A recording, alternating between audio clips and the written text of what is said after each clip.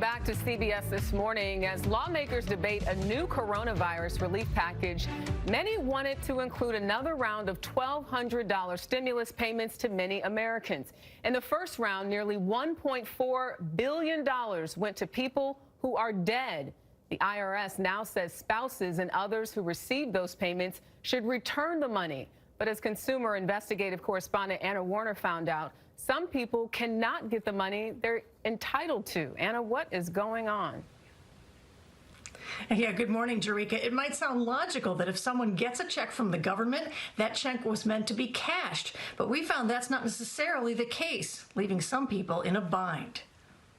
It's been a tough couple of years. Earlier this year, Ian Davis lost his wife, Serona, a 32-year-old mom and singer. She died in surgery related to kidney problems in February. 'Cause I'm staring at the stars, looking at the moon. I miss everything about her. Not a day, not a moment goes by that I don't think about her.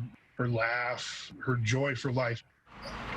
Now Davis, who had been caring for his wife full-time, is struggling to find work. He's staying with family along with his 5-year-old son.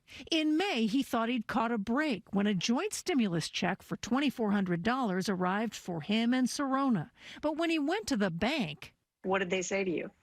Can't do anything because even with a death certificate, they said they couldn't do anything to cash it. Ginny Rabiak faced a similar problem. Her husband died March 21st, possibly of COVID-19. She also got this joint check for herself and her husband that she too had trouble cashing at the bank.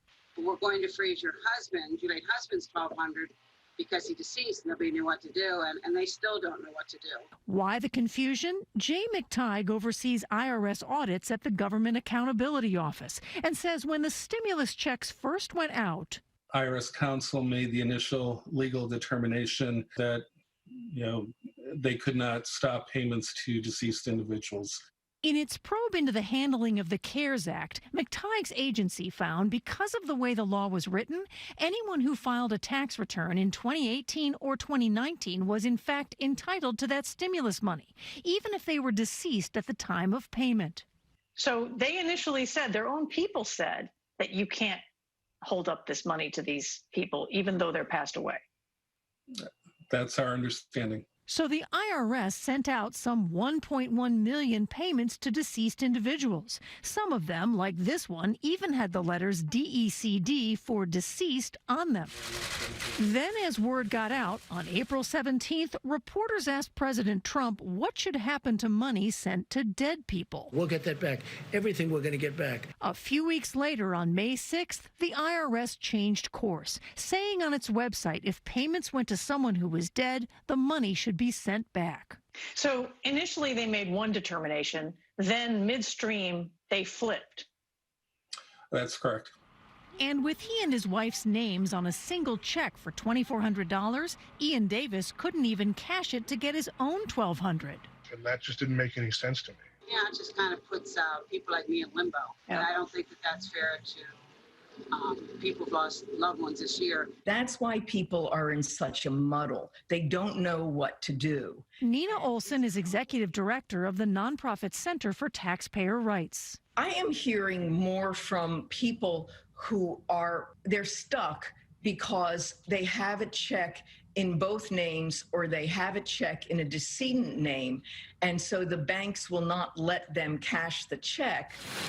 McTighe says people who are entitled to the money might get an adjustment, but only on next year's tax return. So they won't get this money till next year. That's my understanding.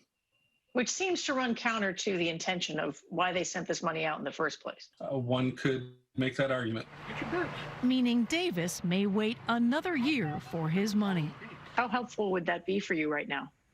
Oh, it would be extremely helpful. It all comes down to money. So Ginny Rabiak eventually got her bank to free up her money, but she's not sure if the IRS might take some of it back next year when taxes get filed. The IRS did not respond to our specific questions about this issue, but in a general statement, it said it responded with unprecedented speed to issue stimulus payments and that auditors found 98% of payments were correctly computed. In regard to those uncashed checks sent to deceased people, those have all now been canceled, Gail.